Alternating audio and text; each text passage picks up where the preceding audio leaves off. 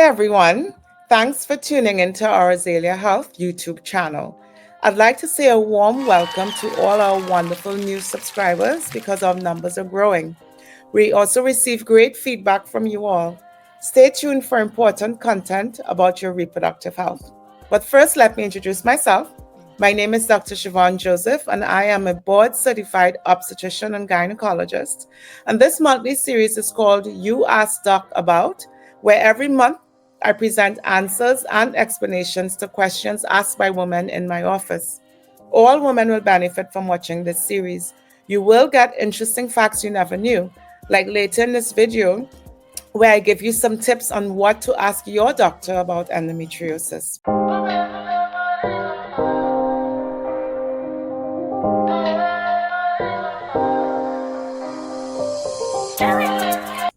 Today's episode is You Ask Doc About Endometriosis. You will learn about this chronic pain condition in this video, what it is, who is at risk, why it can impact your life, how it's diagnosed, and your treatment options. You Ask Doc, my period pain is severe and I looked up my symptoms online. What exactly is endometriosis? Endometriosis, also known as endo, is a condition where tissue resembling the tissue in the cavity of the womb implants itself elsewhere in your body. The normal tissue that's in the inner lining of the womb is called the endometrium. It is designed to shed with bleeding during your monthly menstruation. Some key things to know about endometriosis are that endometriosis can cause severe pain in the pelvis. It is one of the most excruciating pains humans can experience.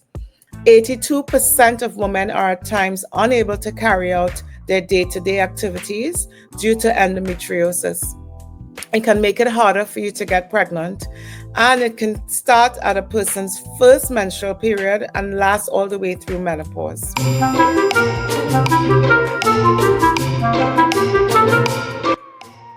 A fun fact about menstruation that I think you should know is that many animals do menstruate. Females of most mammal species advertise fertility to males with visual and behavioral cues. Pheromones as well are used for this advertisement. This period of advertised fertility is known as estrus or estrus, or being in heat. In the estrus cycles of most animals that form placentas, if fertilization does not take place, the uterus reabsorbs the endometrium. This breakdown of the endometrium without vaginal discharge is called covert menstruation. Humans are not so lucky. Overt menstruation, where there is blood flowing from the vagina, occurs primarily in humans and our close evolutionary relative, the non-human primates such as chimpanzees and baboons. So because they have menstrual cycles similar to ours, they can also develop endometriosis spontaneously. Some species, such as your domestic dogs at home, will experience small amounts of vaginal bleeding while approaching heat, but dogs do have a different physiology to primates. You asked Doc, how do I know if I have endometriosis? So some common symptoms of endometriosis include severe menstrual cramps, pelvic pain, pain during sexual intercourse, difficulty conceiving, pain during bowel movements, bladder problems, heavy menstruation, or at times bleeding in between your period. Some known risk factors for endometriosis are women who are aged 25 to 40, which is the majority of a woman's reproductive years. And in this age group, we are more at risk for endometriosis. The NIH.gov reports that having a first-degree relative with endometriosis is found to have a 5 to 7 times increased risk of developing the condition. So knowing your family history, women in your family with endometriosis, first-degree relatives is also a key important factor. Twin studies, where they look at women who are twins, have shown a higher concordance for endometriosis in identical twins versus non-identical or fraternal twins, which also suggests increased heritability of the condition. Other risk factors for endometriosis include women without children seem to be at higher risk. Women with elevated estrogen levels for varying reasons are also at risk. And if your menses are regular but tend to last for longer than 7 days on a monthly basis, you are more at risk. And here I must make a statement or have a word about teenagers and young women. Symptoms in teens who are at risk for endometriosis tend to be painful periods, which is called dysmenorrhea, where their cramps can be severe and persistent. Usually, this is a teenager where the period pain impacts their daily activities and even impacts attendance at school. Pelvic pain may be chronic and can also include lower back and lower abdominal pain. But teens can have painful menses from many other causes, especially poor nutrition, vitamin deficiencies, and irregular delays in their periods due to irregular ovulation, which subsequently causes heavier or more prolonged bleeding with pain. Increased physical activity and exercise, healthier meals and snacks, and supplements to correct vitamin deficiencies can go a long way to improve painful menses during the early teen years. You are stuck. How is endometriosis diagnosed? Your doctor may have a clinical suspicion based on your symptoms, your medical history, and physical examination findings. To aid in the diagnosis, an ultrasound of the pelvis or an MRI is usually done to look for evidence of endometriosis. However, the gold standard method for diagnosing endometriosis will be through a diagnostic laparoscopy to look for evidence of endometrial tissue located outside of the uterus. The updated endometriosis guidelines from the European Society for Human Reproduction and Embryology in 2022 recommends imaging with both ultrasound and MRI as the frontline diagnostic test. It is important to know, however, that negative imaging, so if you've done an ultrasound or you've done an MRI and there isn't any abnormal finding, this does not exclude endometriosis, especially since the disease, if present, might still be very superficial and difficult to detect on imaging, which always poses a problem for diagnosis. Endometriosis invades the pelvic tissues in varying degrees, so it could be very superficial or it could be a deeply invasive condition. So those with negative imaging and a strong clinical suspicion of endometriosis can still consider laparoscopy for both diagnosis and excision or removal of the endometriosis. MRI does have a higher sensitivity and specificity in detecting endometriosis than the pelvic ultrasound. Transabdominal ultrasound, which just means that we're not going through the vaginal approach, or just going across the lower abdomen, it tends to be of limited use in assessing endometriosis beyond picking up any endometriosis located within the ovary itself, which is called an ovarian endometrioma. Transvaginal ultrasound can be performed, but usually you do have to give permission and you can decline this approach if you're not comfortable with it. Transvaginal ultrasounds, however, have been shown to be useful in detecting endometriomas, which are, again, endometriosis in the ovary, or deeply infiltrating endometriosis.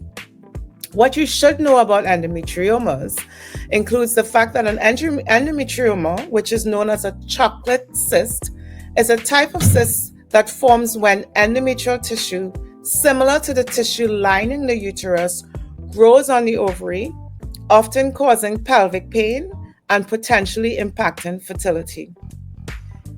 It has what's known as a ground glass appearance in ultrasound, which makes it readily identifiable if it's present in the ovary. Endometriomas may be a single one on one ovary, or you can have multiple. Bilateral endometriomas on each ovary are noted in about 50% of cases. They can have an atypical appearance at times and sometimes are confused with ovarian malignancies, which could be a little scary because it's difficult to determine whether it's cancerous or not based on appearance. You also can have a mildly elevated CA125 level, and this is the ovarian cancer tumor marker, which is a blood test. And with an endometrioma or just having endometriosis, these levels can be mildly elevated as well. We will touch on this later in this video, because the reason for this elevation is related to endometriosis being an inflammatory condition. Unlike many other ovarian cysts, endometriomas do not typically resolve spontaneously and are often needing treatment with a progesterone medication or hormonal treatment or surgery. Laparoscopy is a minimally invasive surgical procedure that is commonly used to diagnose and treat endometriosis. While there's no cure for endometriosis, laparoscopy allows a surgeon to visualize the pelvic organs directly and remove or destroy endometriosis where it's present, using small incisions on the abdomen.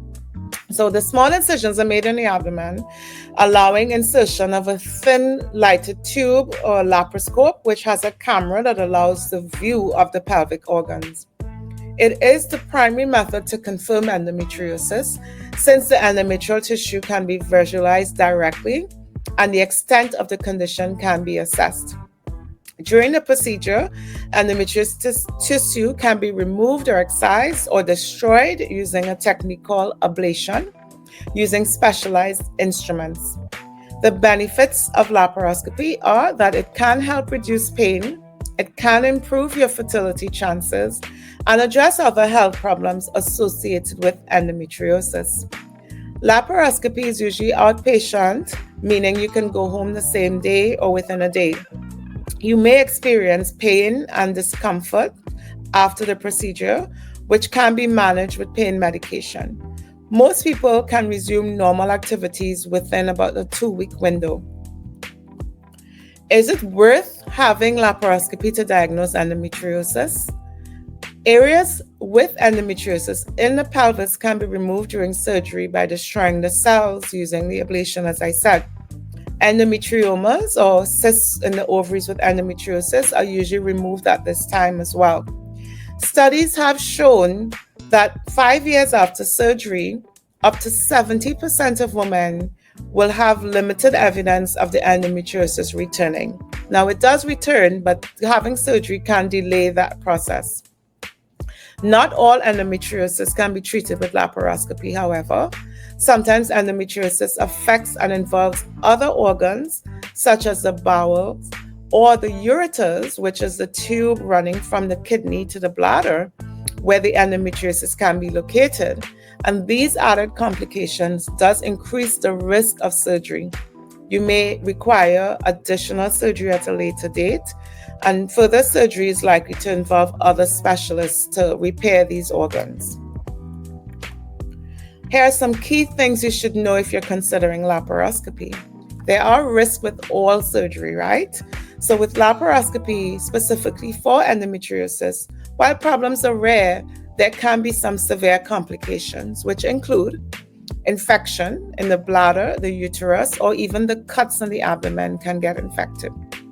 There's a 1 in 500 risk of having a bleeding complication at the time of surgery.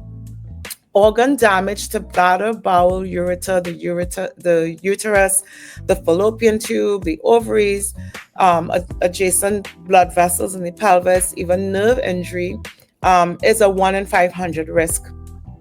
Additional surgical procedures might be needed to fix damage that can occur during surgery. Organ damage may not be identified at the time of surgery, and injuries can have a delayed diagnosis, unfortunately, which may require a second surgery to repair the damage when it becomes detected. This happens in a 1 in 3,000 case. Blood clots in the legs or lungs can be associated with laparoscopy for any reason, and that risk is less than 1 in 100. There's also the acceptance that we may fail to treat all the endometriosis or even fail to improve symptoms after surgery. There's also the risk after surgery of scar tissue formation, and there's a 1 in 20,000 risk of death from laparoscopy. So you do have to consider these factors if you're being presented with this option. Unexpected complications may require immediate treatment, or, as I said, there might be a delayed detection of a complication. Some complications are more serious than others. So before surgery, you must consider these factors. So when you provide consent for the operation, you're going in understanding what your risks are, and don't be afraid to ask these questions of your doctor. You also ask, Doc, how does endometriosis affect my life? As you know, endometriosis, as you now know anyway, endometriosis is due to the growth of endometrial tissue in other parts of the body outside of the uterus, or what we call extrauterine endometriotic implants, right? So it's outside of the uterus where the endometriosis is located. Implants also bleed when you're on a menstrual period. This causes chronic pelvic inflammation, scarring, and pain that keeps happening on a monthly basis, which explains most of the common problems associated with endometriosis in women, which is pelvic pain as well as subfertility and infertility. Period pain can be so severe during menstrual periods that it affects daily activities. Chronic pelvic pain can even occur when you're not menstruating. Scarring of the surrounding pelvic tissue can lead to distorted anatomy. And one example that I commonly see is a complication where the endometriosis can block the fallopian tubes, which affects your fertility chances.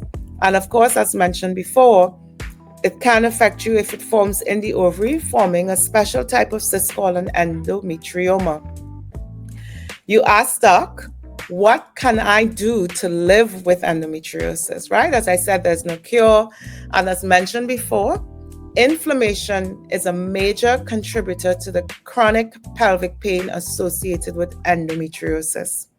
So inflammation contributes also to infertility by affecting the lining of the uterus or the endometrium, which impairs or decreases the ability to support an implantation of a fertilized egg. Understanding the role of inflammation in endometriosis is crucial for developing new and effective treatments, including targeting specific pathways for this condition. An anti-inflammatory diet rich in fruits, vegetables, whole grains, lean proteins, and healthy fats can help manage symptoms by reducing inflammation and supporting your overall health. Turmeric, ginger, garlic, and other spices that are well known for their anti-inflammatory properties can be employed as well. Foods to limit or avoid, and don't shoot the messenger here, but foods to limit or avoid include processed foods or highly processed foods. So you want to minimize your intake of processed snacks, sugary drinks, and fast food because these contribute to inflammation. Red meat has been studied, and it is suggested that you should reduce consumption of red meat as it can be high in saturated fats and potentially increase inflammation. Added sugars, so you want to limit your intake of sugary drinks and sweets and processed foods with added sugars, which can cause blood sugar spikes and inflammation, which can make the condition worse. Trans fats, so you want to avoid foods and trans fats in general, right? But these are also linked to increased inflammation as well. Our faves, right? Caffeine, alcohol. So excessive, I'm not saying don't take your coffee, but excessive caffeine or alcohol intake exacerbates symptoms. So moderation is key, especially if you are suffering with endometriosis type symptoms and you want better control. Dairy in some individuals with endometriosis can trigger symptoms. So also consider trying a dairy-free diet to address your symptoms as well.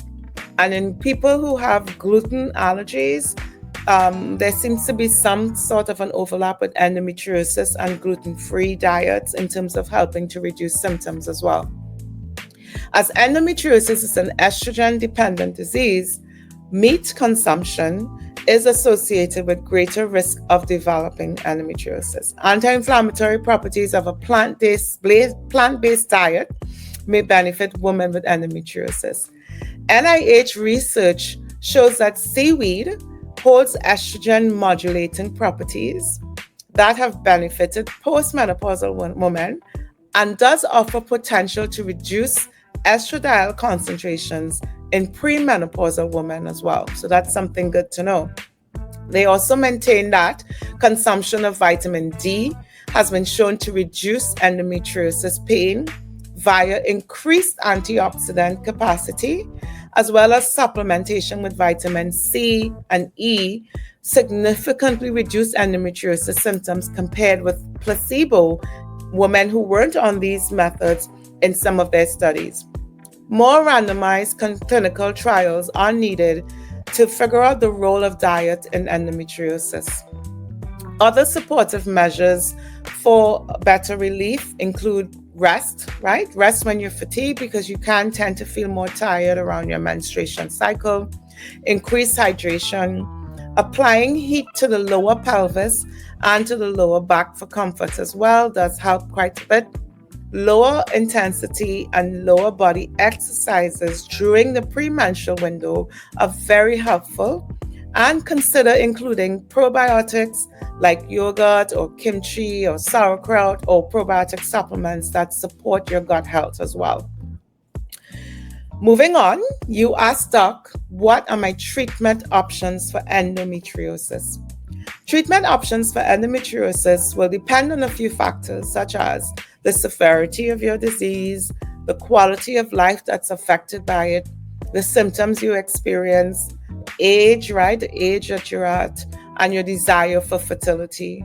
As female hormones trigger endometriosis and its symptoms, many treatment methods are aimed to suppress these hormones and hence suppress the symptoms of endometriosis. However, this will in turn mean that a woman cannot get pregnant while on these hormonal treatments, which always pose a problem, and which is why endometriosis is quite difficult to manage at times.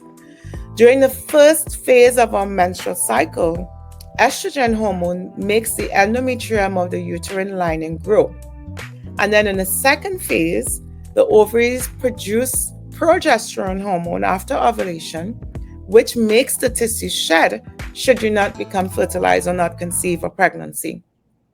So if that shedding is happening outside of the uterus, you'll feel pain in all of those other places where the shedding is occurring. There's also a theory that endometriosis is not only fueled by estrogen, but there's also what we call retrograde flow, where some of that lining, that shed, flows back and up into the tubes and into the pelvis. So if we stop the endometrium from growing using a progesterone hormone or a pill, hormone on pill or other option, it can keep the problem at bay. Non-hormonal options are quite limited for management, and these would just basically be your non-steroidal anti-inflammatory painkillers, which can be useful in reducing the pain and inflammation that comes with endometriosis. Hormonal methods include 1, the combined oral contraceptive pill. These pills have the added benefit of providing birth control should you not want to conceive a pregnancy and you are sexually active, as well as regulating the menstrual cycles and allowing you to have lighter periods. Number 2 in the hormonal method is a brand of hormonal medication that's specially marketed and dedicated for endometriosis named Visanne, or Visanne, Visanne. This medication is not a birth control pill, so it does not provide contraception. It does not contain any estrogen hormone, which the combined pills do contain, but it can reduce your symptoms of endometriosis over time. Number 3 in the hormonal category would be what we call a GnRH agonist. Now, this is a hormonal injection that basically induces menopause and produces a lack of periods that suppresses the endometriosis. This option cannot be used for more than 6 months in view of the quite increased risk of early onset osteopenia and osteoporosis, because it does induce menopause. A reproductive age woman on this medication will also suffer some bone density loss as well. Option 4 with the hormonal methods would be the Mirena IUD or hormonal IUD. This is a type of intrauterine device that contains the hormone levonorgestrel, and this reduces period pain and also lightens or significantly reduces menstrual flow. And this intrauterine insert can be used for up to a 5 to 6 year period without some of the side effects of the oral options or the injection. Now, surgical methods are usually considered if you have failed medical therapy, or you're trying to conceive, or you just really have out of the world severe symptoms.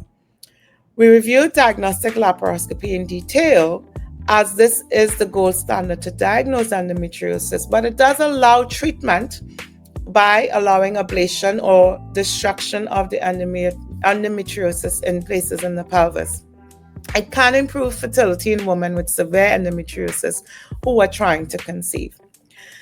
The other surgical option is a hysterectomy, which is considered really to be a last resort if all other methods have been unsuccessful. And this is really addressed only if you have completed your family or you have no desire for pregnancy, because the uterus is removed in this surgery. But it may offer more permanent relief of symptoms because you won't be having any menstrual cycles. Removal of the uterus and keeping the ovaries versus removal of the ovaries with the uterus is important to consider, as there are clear benefits to keeping your ovaries. However, if you retain ovarian function, then endometriosis can persist even without the uterus and even without menstrual cycles. So this is usually never an easy decision for reproductive age women to consider. So I think this was a great summary of endometriosis and the key things that I would usually like my patients to know when we discuss this in the office. This video came with a lot of details. I hope this information is helpful to you. Subscribe to our channel, click like, save, and share this information with women in your life who may be experiencing symptoms of endometriosis. I welcome all your comments, questions, and suggestions. Thank you always for your time. Stay tuned for another episode of You Ask Doc About. Next month, we will focus on the mystery of menopause, what it is, how it's diagnosed, and what you can do about it. Again, subscribe to our channel. You can also follow us on all of our social media platforms, including Instagram, Facebook, and TikTok. And also feel free to visit our website, www.azaleahealtht.com. And you will also see the option to book online or virtual appointments with me, where we can have a one-on-one discussion about your concerns, review your past diagnosis, and review any labs or testing that you would like to have a better understanding of. So again, thank you for your time and stay blessed.